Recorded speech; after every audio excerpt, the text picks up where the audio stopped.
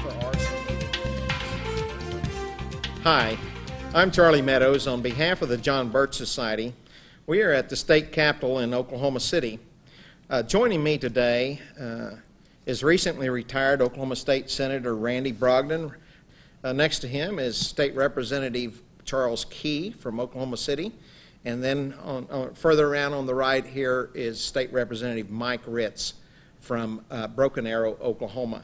Welcome to this roundtable discussion, gentlemen.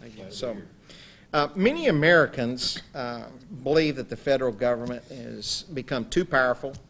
It's outside of its boundaries as enumerated in Article 1, Section 8 of the United States Constitution. And they're very concerned about it. It's really led to a lot of frustration. And so with that frustration, they're trying to find answers. They're looking for, what do we do to solve the problem of this runaway, tyrannical federal government today? And so they're coming up with solutions. And some of these solutions could actually be, I think, real harmful to our nation and its future. So tell us just briefly, Randy, what is one of the most popular misguided efforts out there today? Well, Charlie, not only misguided, but probably one of the most dangerous options that's on the table today are legislators and politicians around this country calling for a constitutional convention. I believe it would be devastating to the United States of America as our founding fathers gave it to us, but there is a move around the state to call for conventions. And we would be much better off to, if we want to amend the Constitution, to go through the amendment process, not a convention. Charles, I want to ask you a question now. We're really seeing this ramp up right now, this effort to call a CONCON. A lot of different groups, as Randy was saying there.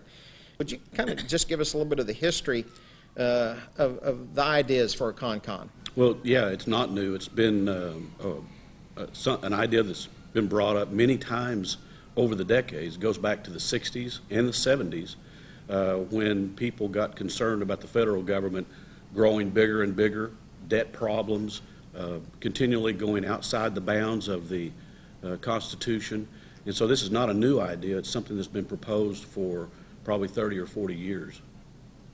Over the years, there's been a real struggle between advocates of the Constitutional Convention and those of us that are opposed to a Constitutional Convention.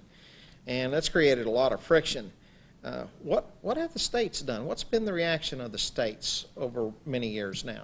Well, throughout the years, there have been a lot of states that have actually called for a convention, but in very recent history, and certainly here in Oklahoma, we have rescinded our previous calls for a constitutional convention for the reasons that we've already talked about. But the states are now, the state legislators are getting active. They're being proactive in writing legislation to rescind their previous calls. And I would imagine there's a lot of elected officials in the state houses around the country that may not even know that their state has already called for a convention. So it would be good to rescind that this year. I think, the first state to do that was back in 1988, if I'm not mistaken. I think it was Florida and maybe Alabama at the same time.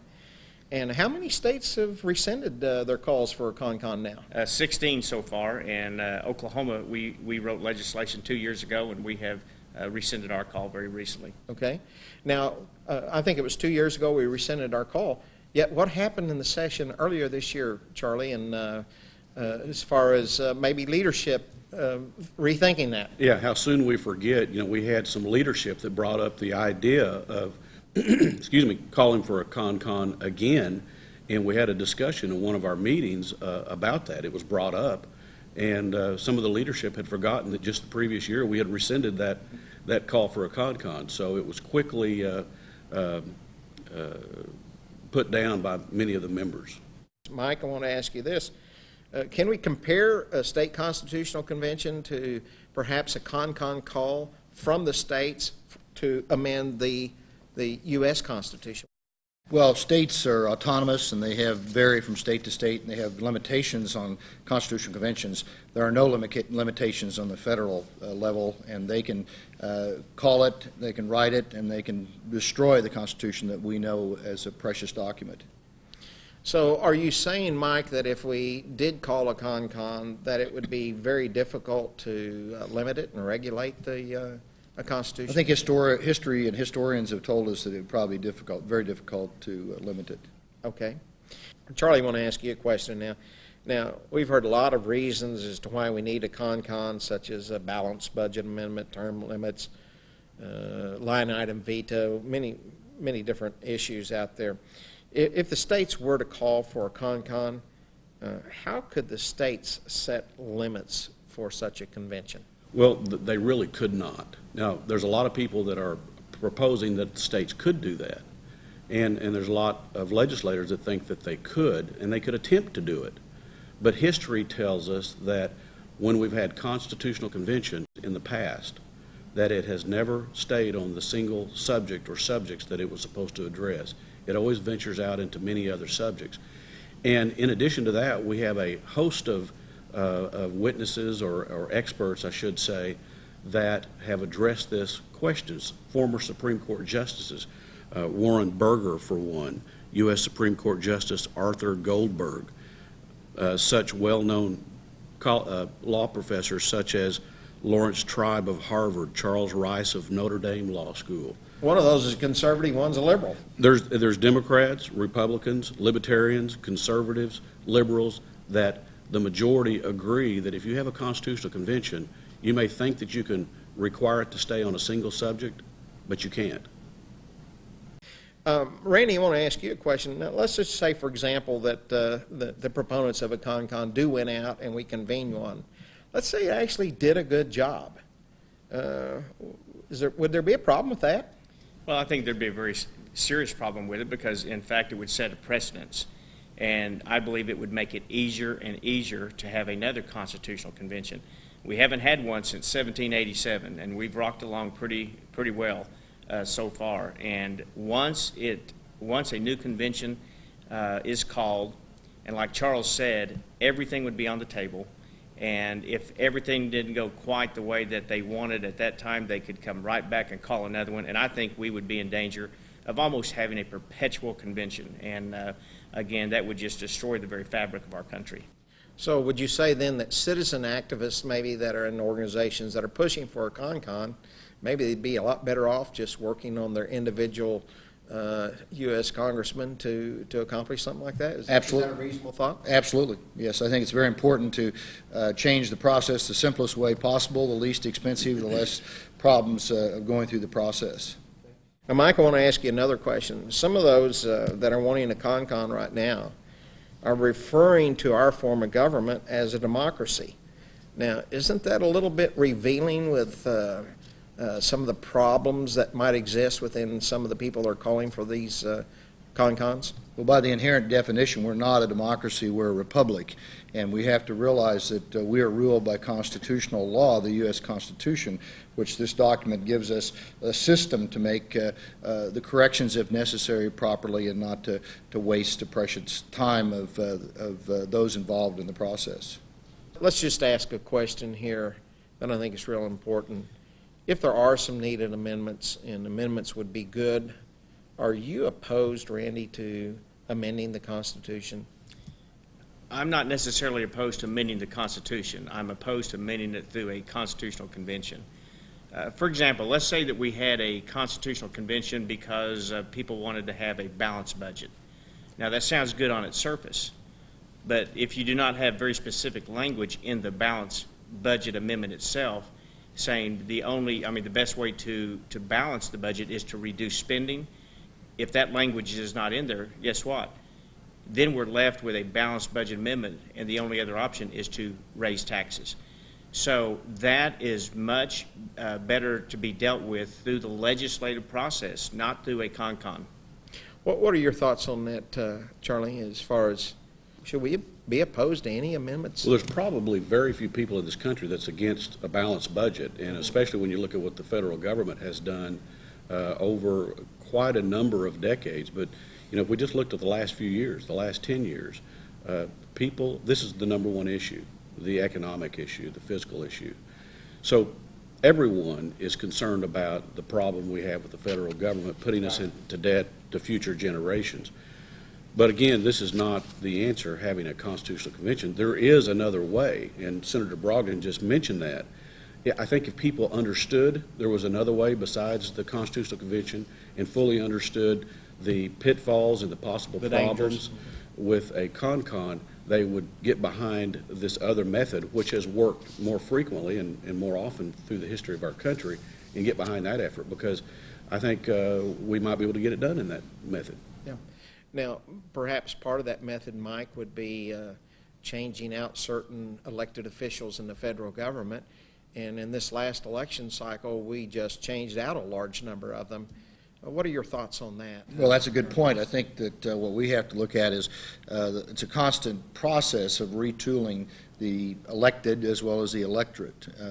Human nature is that repetition is the essence of learning, and we need to learn well the constitutions of our federal system as well as our state system to be able to make sure that our elected officials understand that. And if we do not continue to elect constitutionalists to the primarily the most important branch, I think, is the House of Representatives, because they control the money. And as a result, if we don't get people involved at a grassroots level to educate all of the people around them as well as the elected officials, then we've lost the game from the beginning. Back to the balanced budget amendment, it's an oxymoron. You cannot have a budget unless it's balanced. And that's one of the arguments that we have to look at, whether it's the line item veto or term limits or whatever it is. Whoever is changing the rules and then interprets the rules, unfortunately, we know the courts are not always tuned to the Constitution. And we have to realize that the states will have to take that back and initiate that in many instances and control it, rescind these con calls, and then educate the electorate. You know, we've heard the saying before that all it takes for evil to triumph is for good men to do nothing. And let's just be honest, most of us would like to live our lives and enjoy life, enjoy our families and things like that. But every generation must fight for liberty. And there's no magic bullet, is there? I mean, there's nothing outside of being involved to a certain level and holding elected officials accountable. Have you guys, your elected officials, have you had that experience from your constituents? You know, it's not easy. It never is easy, never will be easy, but if any people or any generation ever had it easier, it would be those of us here in the United States, with the legacy that we have that has been left to us, the form of government that we have. We actually can petition our government. We can call or write and go see our elected officials. The problem is too many people aren't doing that. And if they would, it has a tremendous effect. All of us here know that as legislators, when the people come up to this Capitol building, like they have at the Oklahoma Capitol and capitals all over the country, in thousands, in mass, it gets legislators' opinion, and they start listening to what the people are saying. And that's what needs to happen to fix this problem. The silver bullet is the Constitution, and I love a quote from Thomas Jefferson. He said that I'd rather be exposed to the inconveniences of attending to too much liberty.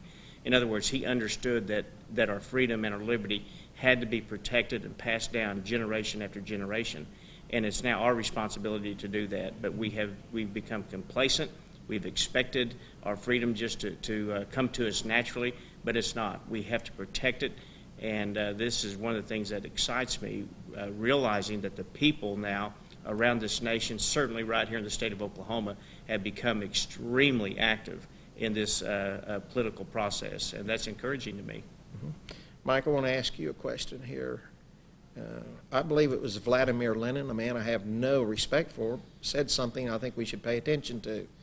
He said an organized minority can always rule over a disorganized majority. What we've probably seen the left do over the last several decades is organize community organizers and such as that. How important is it to join with others, to become a member and to join with others in these efforts? Well, the last count that I saw, we had about 7 Birchers in the Oklahoma legislature. There might have been a few since I counted, but I think we need to bond together. I've been a medical missionary, I've been a military veteran, and I think that the battles are won when you join together with others of like thinking. And there's a lot of great grassroots organizations out there. The Birch Society is the granddaddy. For 52 years they've been out there educating. They have boots on the ground with their field coordinators and local chapters, and the process of their research is not compared to anything that I've ever seen before. The reading is a sky limit, and what we have to do is continue to retool ourselves, understand that there's great people that we can choose from, and we can work together, and we can do it. We can work together and win the battle. As I travel around the country giving talks, as well as in the legislature in my own state, my own district, there's a lot of organizations that identify problems, but there's only very few, and the Birch Society probably being at the top, that identifies solutions. And to me, if you want to beat your head against the wall trying to recreate the same process, then that's fine, but I want to go to the sources, and I want to understand how the problems can be solved. And again, as a physician, I don't like to treat symptoms. I like to treat the disease and cure it. And we have an opportunity now with the organizations now that people are aware, as Senator Brogdon, Representative Key said, we have people out there. There's a public awareness that I've never seen in over 30 years of involvement on my process at my level, that people are really coming around, and I know what you've done, Charlie, and helping us to kind of give backbone to our colleagues in the legislature, that people are watching. And it's because of the efforts of the grassroots and the Birch Society to educate people. Okay. Mike, I want to ask you a question. What really should be a circumstance for amending the Constitution? Well, when should we ever do that? Well, we have a term in Oklahoma, if it's not broken, then don't fix it. And the Constitution has well-governed, as my colleagues have said earlier, well-governed our country for over 200 years. And the amendment process is not a substitute for the legislative process. And as legislators, we work very diligently, dedicated to writing bills and trying to undo things that government has done to us instead of trying to do more things. Aren't we seeing a lot of the people that are calling for these con-cons today wanting a shortcut from the work that needs to be done toward educating their personal representatives to legislate properly, or if there is a need, if there's some type of a problem, a structural problem within the Constitution? Well, you know, I think one of the goals of the Birch Society is education. And we have to educate the electorate, we have to educate the elected, and to make sure that the process works smoothly, to make sure that we work together hand in hand. And historically, those ideas and principles from our founding fathers and what establishes what good government is and what it's not, that's all available if we will just educate ourselves and then start working to educate neighbors and friends, isn't it? Yes, sir. Yeah. So, Charles, I want to ask you a question here. Some would say that we need these new amendments in place to force Washington politicians to do the right thing. What are your thoughts on that? Well, I understand that completely. I understand that because I have constituents and other citizens come to me as they come to a lot of legislators. They're frustrated, and they say, you know, gosh, why don't the legislature, or why don't you, Representative Key, do this or do that? We need something to force the government or stop the government from taking some kind of action. But the truth is, if the Congress, if the Senate, if the state legislature isn't following the Constitution, if it's violating it and continually violating it, passing one more act and through the process of a con is not going to make them all of a sudden start following the Constitution. They're probably going to ignore that also. And so that's really not the answer if they're already ignoring the Constitution. So you're suggesting if we can't hold their feet to the fire right now, that passing more amendments might not be that effective? I don't think so. I think if people would put their efforts in requiring those elected officials to follow the Constitution, it'll get a lot better result. Well, I'm going to ask all three of this question. May all three have a perspective on this. And what do you really perceive as or propose as the remedy to many of the problems we see in government, such as the need for a balanced budget, politicians who seem to have lifetime tenure, and so many of the other problems today? Mike, why don't we start with you? What do you see as the Well, I And it's carry a real my, solution. my little pocket constitution around when people ask me that question on the legislative floor or at any type of a forum that I'm involved with. I pull it out and I'll say, enforce the Constitution, adhere to it, make sure that the electorate understands what this great, precious document is all about. Outside of the Holy Scriptures, I think it's one of the greatest documents ever written by man and recorded by man and ordained by God. And I think that we need to adhere to it. You know, after the convention was over with, many of those that attended the convention and others, they actually believed it was a miracle. It was a tremendous effort and a tremendous document that was created. There's no doubt about that. Charlie, what are your thoughts on this? Well, I just thought of a quote from, I can't remember the congressman or senator that said this, but he said, when I feels the heat, I sees the light. And, you know, what people need to do is realize the power they have in going to their elected officials and putting the pressure on them to do what's right and follow the Constitution. And when they do that, they'll get the results. Oftentimes, those elected officials will then start following the Constitution as the people require them. And if they don't, vote them out of office. Put somebody else in office. But Charles, and maybe Randy wants to address that. You know, that takes just a little bit of effort on our parts to educate ourselves and to inform ourselves and then to communicate with our elected officials, doesn't it, Randy? And isn't the reality of it is our system works really well, and we've just got to be more involved. What are your thoughts on that? Our system does work well when the people are involved, but the people have not been involved for a long, long time, but there is a resurgence, and we've seen it for the last couple of years with the Tea Party. The people are now getting involved, but the one thing that has been lacking for so long is the education process. Mike talked about this a while ago. The people need to educate themselves. That little document that he showed, the Constitution, the Declaration of Independence, understanding what the true rule of law is, and then use that information as we the people to educate our elected officials. They're the ones that ultimately will be casting that vote. So educating the electorate as well as the politicians is the key to solving all of our problems. Okay. Well, we know that there are, like I said, we've said before, that there are a lot of organizations and individuals out there ramping up for this coming legislative session in the various states there, and they're intending to try to really pressure the various states to be a participant in a call for a CONCON. And we think that we understand how dangerous and risky that is. So, Mike, let me ask you this. What would you recommend that citizens out here and legislators do if they understand that this onslaught is coming on? What's proactive? I think the biggest thing we need to do, Charlie, is legislators need to rescind the CONCONs that are already out there, or if they get proposed again. And then informed citizens, activists that you work with, that we work with every day, need to encourage and educate their elected officials to get involved and to make sure that they make proper decisions to save the republic. You know, Mike, I've known of accounts of just a handful of citizens in certain states, sometimes half dozen or a dozen, that have worked hard to educate their lawmakers. It's very important. One person can make a difference. It's once said that one person has a sphere of influence of over 100 other people.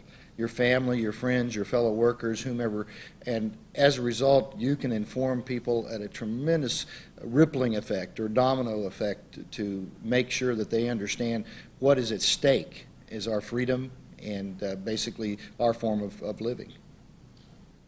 Charlie, in our earliest history, James Madison was just one of our founders who had strong warnings about convening a constitutional convention. And tell us what that quote is, that famous quote. What was the thought from the father of our Constitution regarding calling a CONCON? Well, it's kind of lengthy, but Madison, again known as the father of the Constitution, when he heard that New York and another state, I forget what it was, it might have been Delaware, was considering calling for a constitutional convention, just not too long after the original constitutional convention that convened to write our Constitution as we have it today. And he was so concerned about it, he wrote a letter to G.L. Tuberville, and I'd like to read what he said. Okay. He says, if a general convention were to take place for the avowed and sole purpose of revising the Constitution, it would naturally consider itself as having a greater latitude than the Congress. It would consequently give greater agitation to the public mind. An election into it would be courted by the most violent partisans on both sides, and would no doubt contain individuals of insidious views who, under the mask of seeking alterations popular in some parts, might have the dangerous opportunity of sapping the very foundations of the fabric itself. Having witnessed the difficulties and dangers experienced by the first convention, which assembled under very propitious circumstance, I should tremble for the result of a second meeting in the present temper of America. Those pretty strong words from Madison. Yeah, really was. You know, I have recently heard, listening a little bit to Neil Boort's radio program, he really got on this bandwagon calling for a con-con. And then some people began to call in and talk about, hey, you couldn't limit it to one issue. And then pretty soon, as he was still kind of wrestling with this idea, I'd hear a lot of people call in and say, well, we need to expand it to this, and we need to expand it to that, we need to, and I think Boortz is now kind of backing off of that, and I actually hear him making the case now that, you know, this would really be difficult to hold down, and just the natural part of human nature is, well, let's fix this, and pretty soon you got a runaway convention. And that's a real problem, isn't it? Oh, yes. I mean, we'd like to think that our government works the way we learned about it in school, whether that's high school or college, and they're always doing the right thing. But the truth is there's lots of special interest and a lot of individuals, many that get elected to office, that have an agenda to radically change things. And a convention would bring all of that out, and there's no question about it.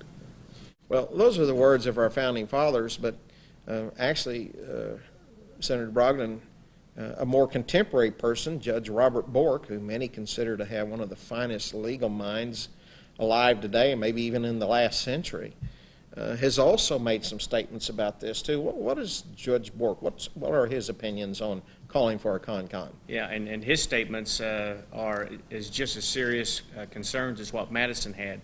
He said, number one, you could not have a single subject con-con, and we've talked about that already today. And anytime, if we were to call a new convention, everything is on the table, including our Bill of Rights. And so, again, our nation, the way it's been governed since 1787, would be at risk. But if you stop and look at the original convention of 1787, Judge Bork recognized that it was actually a runaway convention. If they had a runaway in 1787, can you imagine what we would have in the 21st century? The best thing to do is to, if you want amendments to the Constitution, go through the amendment process and urge all the legislators around this country to rescind their calls for a constitutional convention if, in fact, they've already had one. You know, I think probably one of the important things to understand there is we had some very brilliant men with very high moral standards that were those that attended our first constitutional convention. Today, we've moved away from so many of the values and things that were more unified at that point in time. Gosh, what do you think a convention might look like now today from the many states that are in so opposition, say, to the ideas of Oklahomans, the values of Oklahomans and Judeo-Christian values? Wouldn't this be, I mean, we just wouldn't have the same caliber of people there, would we? I don't think we have the brain trust, number one. We don't have the moral convictions, number two. But the thing that we do have that gives me great expectations for our future, we do have 50 sovereign individual states, and we are still the greatest experiment of a republic that this world has ever seen. And we need to be governing ourselves at the state level, keep the federal government out of the state's business, and I think it will have a great positive impact on our future. Okay. Well, I want to thank all three of you gentlemen for being here today. Thank you for your service to the state of Oklahoma. I've been an activist in this state for a long time and know the legislature and the legislators as well as probably anyone in the state. And I want to compliment you three men for not only being constitutionalists but actually believing in the high moral principles of service and good government. And I just want to thank you so much for being a part of this roundtable today. Thank you very much.